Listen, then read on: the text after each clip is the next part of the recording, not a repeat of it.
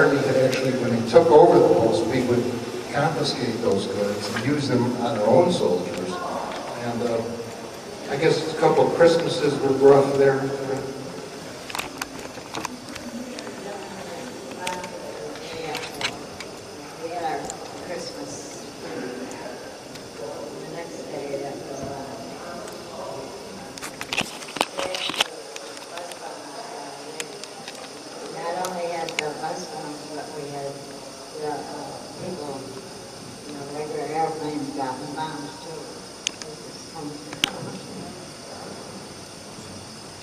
How many persons were lost in one of those battles you mentioned? In our hospitals, we lost 20 of our people.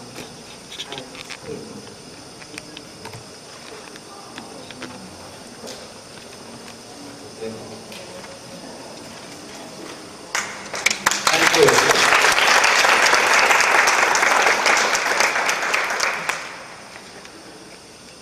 The sum total of these will give you some idea of the total effort that it took to win that war, both from the military and the civilian points of view. I was telling Hattie Finch the other day that I was barely back in the States for 24 hours. And a cousin of mine heard that I was being mustered out. I called her. She lived in New York City. And she said, well, you've got to stop here on the way home. She threw an impromptu party. The first person that met me coming in the door of her apartment looked at me with all the ribbons on and said, you think you guys had it rough? We couldn't get a can of bumblebee salmon for 3 years. Well, I want to thank both Michael Aikey and Hattie Finch for inviting me to do this program today, because it got me to look at some things that I had totally overlooked in my own selfish view of World War II. We tend to do that. But I promised you that I would read the poem that resulted from Leyte, and I never miss an opportunity to read at least one poem. And I told Hattie that when I was writing this, I didn't quite understand what I was doing.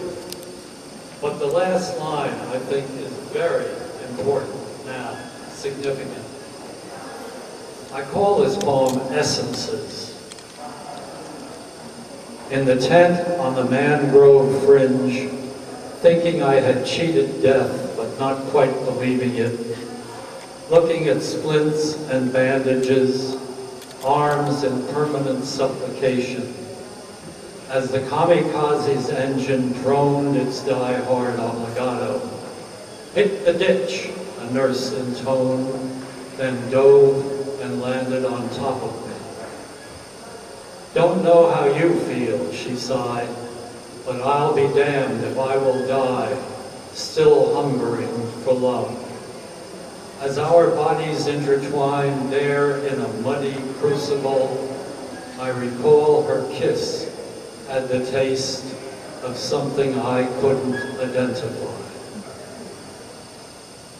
As we look at the experiences of women throughout World War II, and the wars since, by the way, and before, they have given us a glimpse of something that we couldn't identify, but I'm awful glad we now can. Thank you.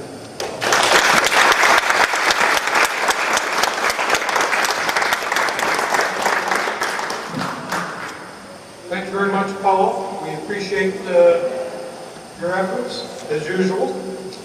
Well, that pretty much concludes today's programming. First of all, I'd like to thank Hattie Finch, who is hiding at this point. She tries to stay out of the limelight, but Hattie is instrumental for all of today's programming. And just if you could you give her a hand?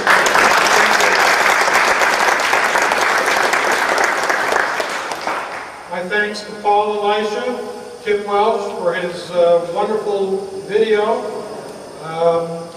Professor Kate Graney from Skidmore with all her students did a terrific job. The Girl Scouts of Troop 269. Thank you, ladies. We appreciate your efforts. And I'd also like to thank all of the people who came here today to share their stories. And we look forward to seeing you all again at some event at the New York State Military Museum. Enjoy your... Yes, ma'am. Can I just invite everybody to something next weekend? Absolutely. Next weekend at right near the Schenectady Airport on Route 50, there's going to be a show with military vehicles, and there's also going to be living history.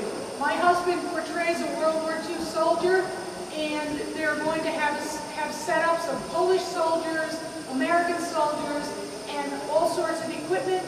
And it's Saturday and Sunday next weekend, Armed Forces this weekend, and it's at the museum next to the Schenectady Airport.